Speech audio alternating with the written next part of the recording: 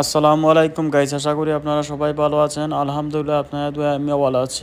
তাহলে চলেন প্রতিদিনের মতো আজকে আমরা আরবি ক্লাসটি শুরু করি এবং আরবিতে কথা বলতে শিখি। আমার একটা কাজ লাগবে। আনা আবগা ওয়াহেদ শুগল, আই নিড এ জব।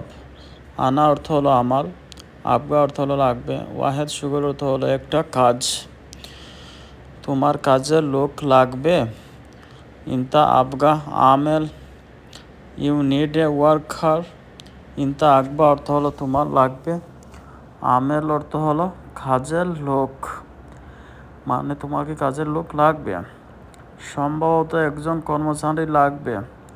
মুমকিন ওয়াহেদ আমেল আবগা, প্রবাবলি নিড এন এমপ্লয়ি।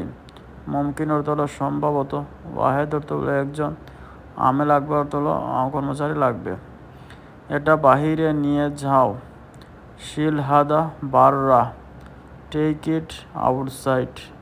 শিল অর্থ হলো নিয়ে যাও, হাদা বাররা অর্থ হলো এটা বাহিরে, মানে এটা বাহিরে নিয়ে যাও। কাজ আগামীকাল শেষ হবে। সুগল খালাস বুকরা, the work will be finished tomorrow. সুগল অর্থ হলো কাজ, খালাস বুকরা অর্থ হলো আগামীকাল শেষ হবে। আমি এখন বাজারে যাচ্ছি। আনা আলহিন রুহ সুক, I am going to the market now. আনা অর্থ হলো আমি, আলহিন রু অর্থ হলো এখন যাচ্ছি, সুক অর্থ হলো বাজারে। আমরা একসাথে কাজ করি।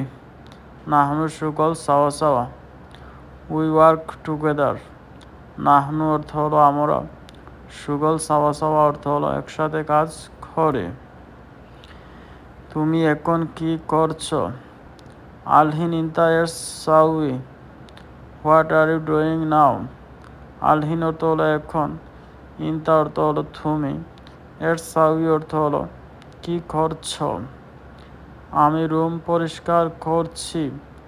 আনা নাদ্দাফ আল গুরফা, I am cleaning the room.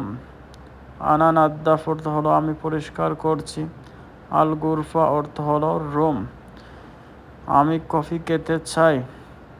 আনা এবি শরাব coffee, I want to have coffee.